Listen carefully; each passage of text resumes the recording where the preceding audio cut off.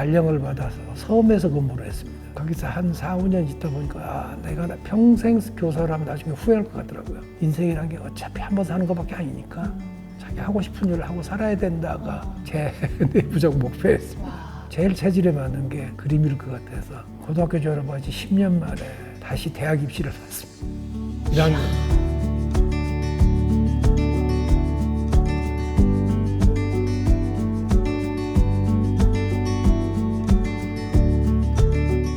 여러분 안녕하세요. 서울시립미술아카이브에서 강항구 작가님의 전시를 지난 1편에서 작가님이 정말 재미있게 설명을 잘 해주셨는데 오늘은 이제 두 번째 시간으로 작가님의 인생과 미술 이야기 한번 풀어보도록 하겠습니다. 작가님 안녕하세요. 네, 안녕하세요. 네, 제가 작가님 그 작품을 보면서 정말 재미있었는데 네. 작가님의 인생을 살펴보면서 더 재미있었어요. 그랬던가요?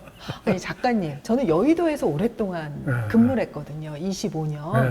근데 작가님은 어이도에서 태어나셔가지고 어이도. 예, 제가 그렇죠. 눈을 이제 비비면 여의도인가 하고 보니까 어이도인 거예요. 정말 작은 섬이죠. 어디 있는 섬입니까? 전라남도 신안군에 있는데 신안군이 굉장히 커요. 네. 신안군의 맨 북쪽에 있는 섬 중에 하나가 어이도라는 작은 섬입니다. 와, 그럼 거기 가려면 어떻게 가요? 지금도 가려면 목포 근처로 가서 그쪽에서 이제 다시 버스나 자차로 지도읍이라는 데를 가서 나룻배를 타고 건너가야 돼요. 대박. 배 타고 건너가야 돼요. 보통 미술을 한다고 하면 그래도 어린 시절에 뭔가 미술학원도 다니거나 혹은 뭐 그림 그리는 사람이 있거나 뭐 이래야 된다고 저는 생각을 했는데 저도 제가 그림을 하게 되려고 생각도 해본 적이 없습니다. 그러니까 제가 그림 그리는 건 좋아했어요.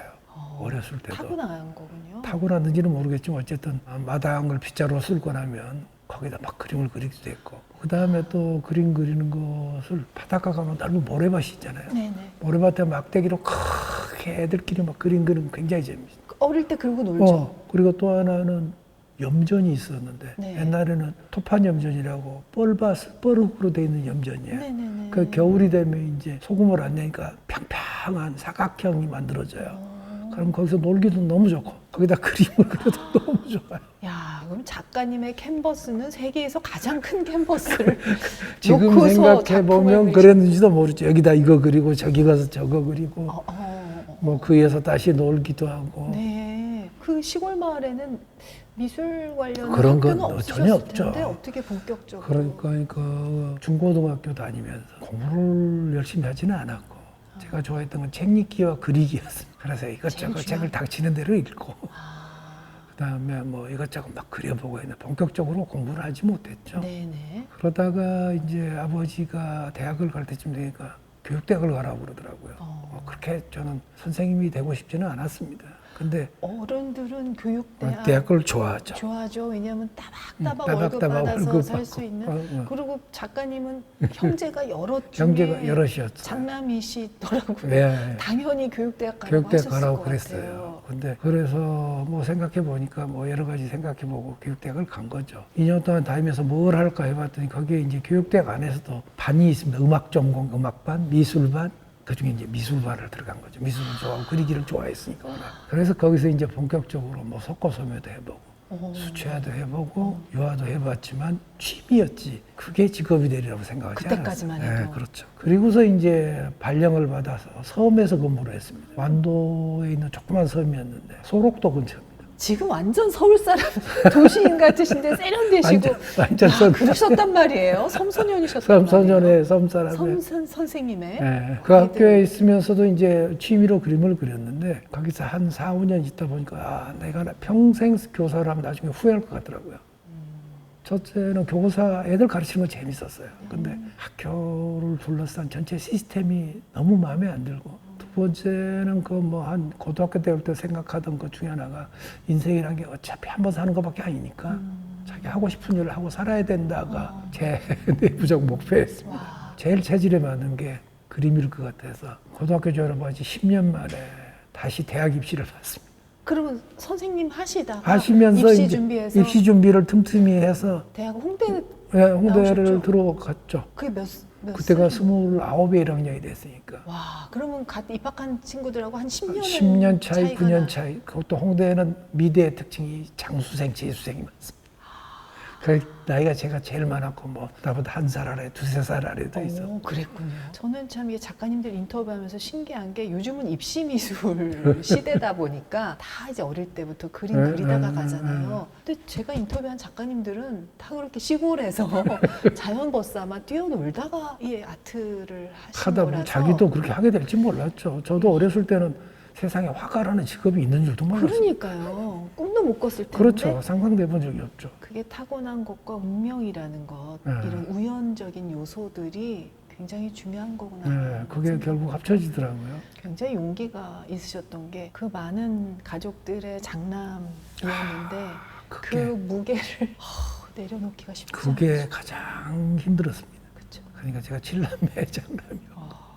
이야, 그 무게가 어마어마했죠. 그러다가 뭐 여러 번 저도 고심 끝에 내린 결론이었죠. 내가 이거 죽을 때 후회할까 안 할까? 이대로 살면. 그걸 제일 많이 생각. 제일 생각해 보니까 내가 이대로 살면 죽을 때 틀림없이 후회할 것 같다. 네. 내가 그렇게 살지는 말아야겠다. 그렇게 만든 계기 중에 하나는 아버지가 반면교사이셨습니다. 아버님이 책도 많이 읽고 이것저것 관심이 많으셨는데 기회가 없어갖고 독자였고 해서 결국은 시골에서 농사짓고 사셔야 됐거든요. 꿈은 늘 다른 데 있으시면서. 뭔가 연금술사 이야기를 듣는 것 같아요. 그러니까 아버님은 그 마을을 지켰지만 아들은 이제 꿈을 찾아서 떠나는. 저는 그걸 보고 느낀 게, 야, 그렇게 살면 꼭 좋은 게 아니구나. 그렇게 착하게 열심히 사는 게.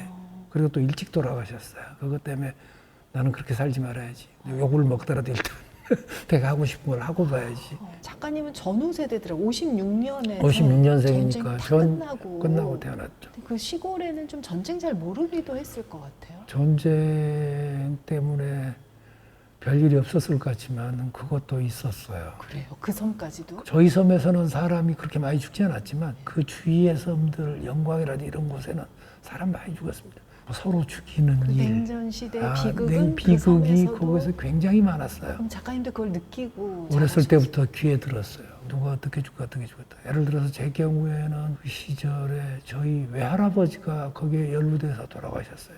그분은 이제 좌익 쪽에서 지도면이라는 곳에 장터에서 일종의 인민재판을 받고 무슨 특별한 이념적 지향이 있어서라기보다도 당시의 분위기가 사람을 그렇게 만든 거예요. 그렇죠. 전쟁이 거기서 무슨 포탄이 떨어지고 하지는 그런 건 않았지만 아니었지만. 그런 여파들이 쭉 있어서 그게 식 속에 남아있어요. 작가님 이제 어릴 때 어떤 이데올로기라는 것의 폐해가 비극? 이데올로기인지도 몰랐지만 그게 현실의 곳곳에 있었던 거죠. 특히나 제 아버지 얘기에 따르면 저희 섬에 6.25 때 영광에서 죽인 시체들이 그렇게 많이 떠밀려왔대요. 그러면 그때 그 어른들이 나가서 그 시체를 건져놓으면 담 쌓듯이 쌓였대요. 그래서 그걸 이제 어디 가서 그냥 임시로 감회장에서 묵고. 저 어렸을 때도 그런 데 지나오면 가끔 해골이.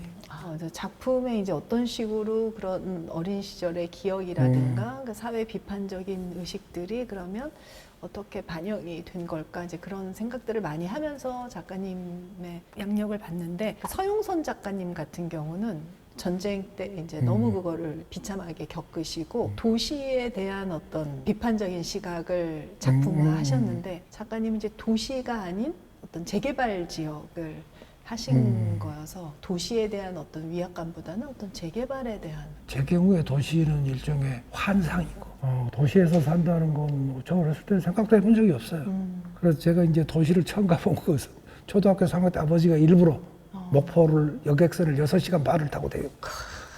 그때는 그랬습니다. 아유 작가님 그래서 이제 아유 대단하시네요.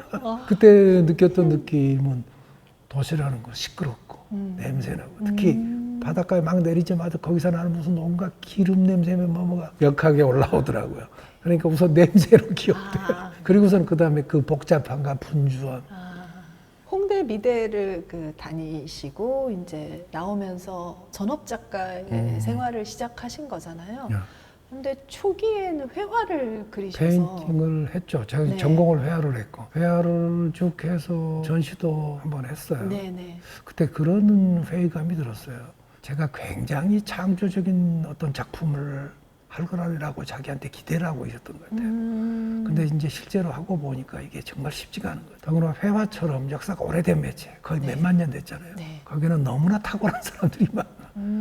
그리고 그 다음에는 또 이제 세상이 바뀌어서 회화로 세계에 대한 얘기를 하기에는 뭔가 좀 부족하지 않나 이런 네. 생각도 들었고 네. 해서 매체를 바꿔보자고 생각했어요. 야, 빠르셨네요. 따랐는지는 모르겠지만 어. 그래서 무슨 매체를 바꾸고 가다가 일단 컴퓨터를 한번 써보는 게 좋지 않을까? 근데 그 당시에는 컴퓨터가 있긴 크게 있었죠. 많지는 않았지만 한 88, 9년에 후배한테 가서 컴퓨터를 조금 배우고 92년에 컴퓨터를 처음 샀죠. 빠르셨어요. 빨랐는지 왜냐면 80년대 후반만 해도 웹이 웹 없었을 웹이 때 없었어요. 없었을 그리고 진짜 일상에서 컴퓨터가 먼 존재였는데 먼저였죠. 그걸 작품에 이렇게 한번 시작하셨다는 게 써봐야겠다고 굉장히 생각하고 뭐 그리고 시도하는 친구들도 있었고 하니까 아. 그때 컴퓨터를 사면서 핸드헬드 스캐너가 있었어요. 그 다음에 프린터도 비싼 건 못 사니까 덧 프린터. 그래서 나름 세트를 장만해서 이걸로 이미지 작업을 해봐야겠다. 한 그게 거죠. 시작이 그게 이제 시작입니다. 그게 사진으로 옮겨갈 줄은 저도 몰랐습니다. 모르고. 그러니까 처음에는 다른 사람이 찍은 사진을 스캔으로 읽어드린 다음에 내가 하고 싶은 얘기로 그 정보를 합성하거나 재해석해서 이만큼 크지 않게 인화해서 보여주는 거였죠. 그 작가님께서는 이제 회화 전공하셨고 회화 작가신데 그것을 디지털 이미지라는 걸로 어떻게 보면은 수단을 써서 바꾼 회화적인 거죠. 작업을 그렇죠. 하고 결국 볼 수가 이미지 있고. 만드는 건 똑같다고 생각했어요. 그 작가님을 사진 작가라고 하는 거는 조금 좀 뭔가 안 맞는 것 그러니까 같은 저는 거예요. 사진을 이용하는 작가이긴 하지만 일반적 의미의 사진 작가는 그렇죠. 아니에요. 네, 맞아요. 그래서 미술가인데 미술가. 사진을 주로 쓴다. 그래서 저는 어떤 그림을 그리셨을까가 너무 궁금해서 그걸 찾아봤어요. 그 눈두렁 같은 데다가 무밭이었던 것 같은데 무박 그린 게 있죠. 무밭에 그릇이 밥그릇 이렇게 있는. 밥그릇 있는 작품이 있었어요. 네. 근데 저는 그걸 보고 고흐의 감자 먹는 사람이나 밀레 만종에서 느꼈던 그런 소박하고 성실한 사람들의 이런 느낌이 이제 같이 이렇게 딱 와닿았어요. 그렇기도 하지만 제가 워낙 시골에서 자랐잖아요. 그래서 그 무나 농작물에 엄청 익숙하죠. 그래서 그게 첫 개인전 때 그렸던 작품인데 그때는 농촌의 삶에 대한 얘기를 하기 위해서 그렸던 거죠. 동시에 우루과이 라운드라고 우루과이 라운드. 농산물 수입에 대한 게 아주 치열할 때였어요. 그렇죠, 그렇죠. 그래서 그 얘기까지 덧붙여서 농촌 삶의 어려움과 소박한 아름다움 이게 다 결합된 작업을 하나 해볼까? 해서 이제 캔버스에다가 다른 재료를 섞어서 흙을 좀 바르고 그 위에다 아크릴로 페인팅을 하고 그 상징으로 가운데 이제 밥그릇을 하나. 그러니까 작가님 작품은 처음부터 어떤 사회 비판적인 요소가 이렇게 가미된 그런 그렇기는 작품들이네요. 하죠. 어쨌든 작가는 자기가 알고 있는 세계, 본 세계에 대해서 얘기를 해야 된다가 네, 제 네. 핵심이었거든요. 네. 세계는 그렇게 마음에 안 들지만 이 마음에 안 드는 세계를 내가 지금 어떻게 바꿀 수는 없으니까 그에 대한 얘기를 뭐 미술이라는 방법을 통해서 하고 있지 않은가? 그럼 초기에 어떻게 하셨어요?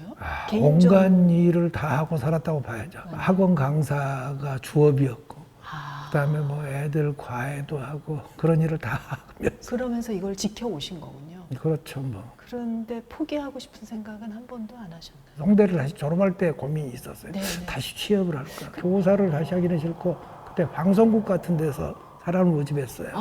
그거 시험 보면 그렇게 뭐 붙을 것 같기도 한데 네네. 안 해야겠다 하고 대학원을 갔죠.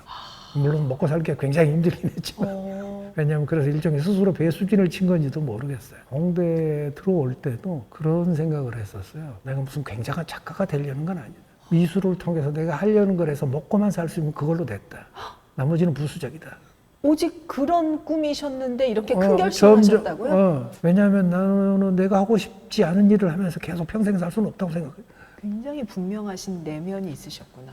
모르겠어요. 그러니까 예. 약간 살짝 또라이인가 싶은 생각이 들 때도 있고. 작가님들 또라이 아니면 어떻게 그런 이거를 기질이 없으면 하시겠습니까? 사실 안 되긴 안 되죠. 그렇죠. 그런 강한 기질. 네. 그래서 작가님이 스스로를 B급 작가라고 칭하셨나 봐요. 작가님이 B급 작가라고 칭한 건 이런 거였어요. 제가 아까 말씀드렸듯이 내가 굉장히 창조적인 작업을 할까? 할 수 있을 거라고 생각했는데 그게 아니라는 사실이 점점 밝혀지니까 야, 내가 이거 작업을 그만둬야 되나 어찌해야 되나 굉장히 힘들긴 시기가 좀 있었습니다. 그럴 때 그런 생각이 들었어요. 내가 작가로서 중요한 건 굉장히 창조적이고 남한테 인정받는 것보다 내가 하고 싶은 얘기를 하는 게 정말 중요하다. 그럼 내가 하고 싶은 얘기를 하려면 그렇게 좀 창조적이 아니어도 되고 다른 사람을 참조해도 되고 빌려와도 다 되는데 내가 이렇게 스트레스 받을 이유가 없겠다. 그래서 나는 B급이구나. B급이어도 좋으니까 내가 하고 싶은 얘기는 그냥 하자. 그래서 농담 반 사실은 진담에 가깝게 그 두 번째 개인전인데 나는 B급 작가인지도 모르겠다라고 글을 쓰면서 한 거예요. 근데 그 B급 작가라는 게 어떤 비평가의 글을 보면 어떤 세상에 대한 어떤 일침을 가하는 말이다.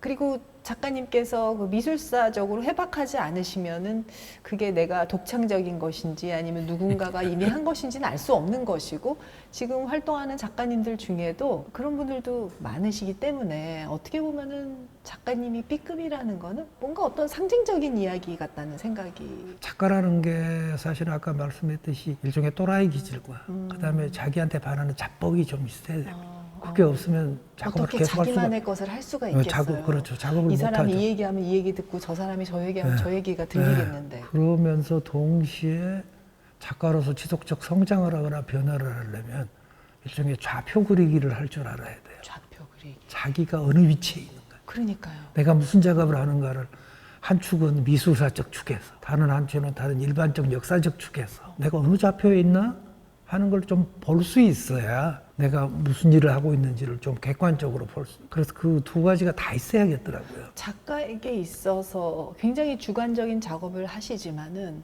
객관적으로 자신의 좌표를 아는 일이라는 게 굉장히 중요한 중요하죠. 것인가요? 엄청나게 중요해요.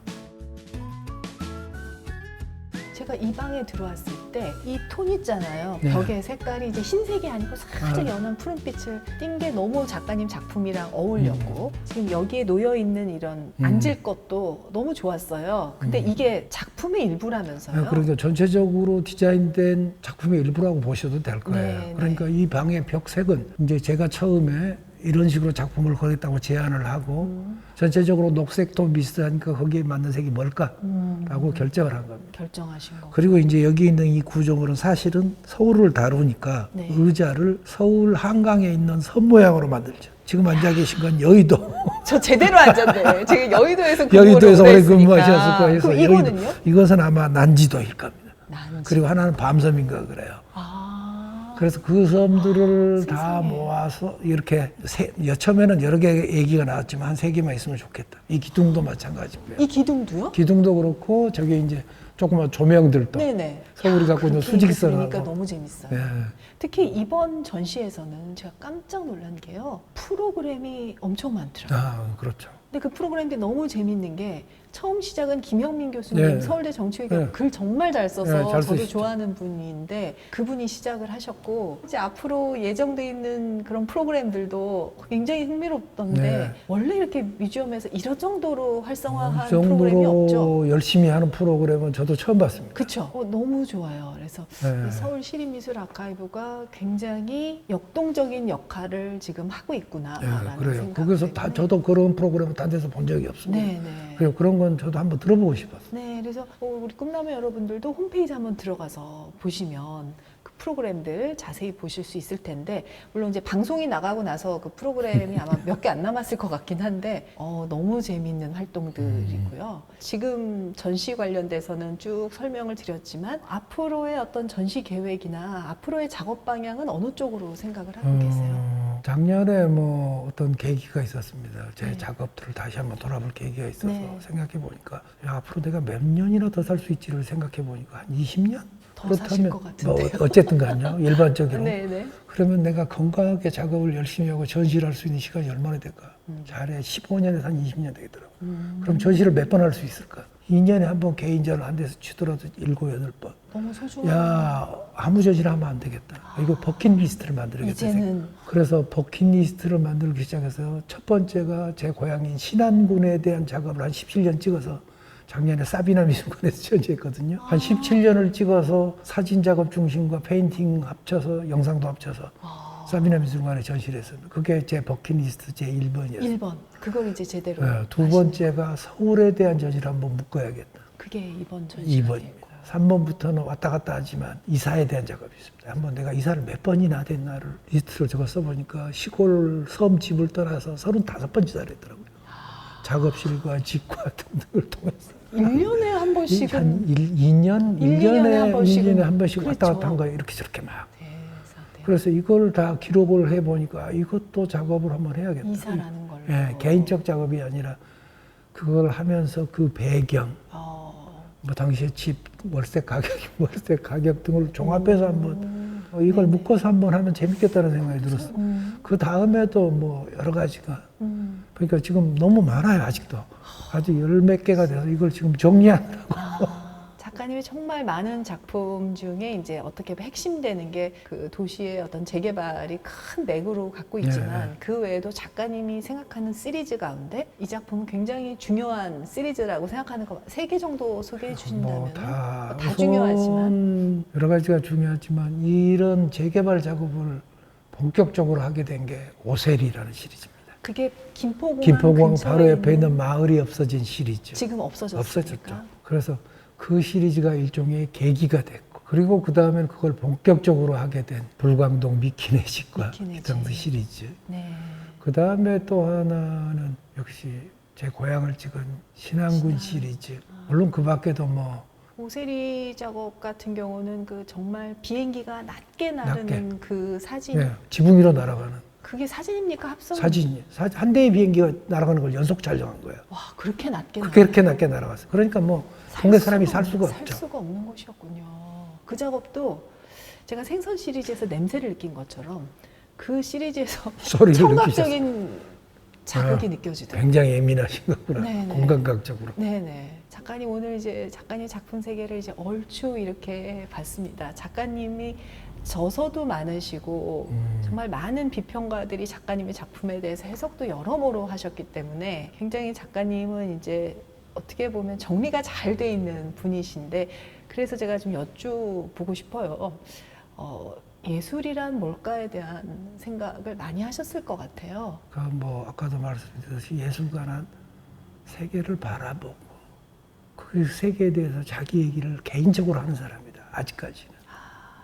그러니까 대부분의 사람들은 먹고 살기 위해서 묻혀서 살면서 세계를 이런 방식 저런 방식으로 바라보지만 그것에 대한 얘기를 다른 매체를 통해서 하지는 잘 않잖아요. 그렇죠. 자기만의 창을 가지고 창을 갖고 수단을 가지고 말하는 여자. 그리고 작가가 되려면 예술가는 그 매체를 자기가 다루는 매체를 잘 알아야 돼. 매체가 있고 매체가 나만의 있고 매체가 있고 창이 있고 할 얘기가 있고 그리고 그게 지속돼야 되고 지나놓고 보면 재능이라는 것은 여러 가지가 있지만 조형적 재능 이런 탁월한 재능도 중요하지만 진짜 중요한 점은 지속성이다. 지속적 열정은 작가한테 제일 중요하다. 그리고 할 수만 있으면 반성 능력이 있으면 더욱 좋다. 그러니까 작가님 말씀 중에 제가 읽은 글귀 같은데 예술가에게 진짜 재능은 지속하는 재능이다. 지속적 열정. 지속적인 열정이다. 이 얘기가 굉장히 마음에 남았거든요. 그리고 제가 이제 작가님들 인터뷰하면서 느끼는 것은 굉장한 지적 작업이다. 회화라는 게.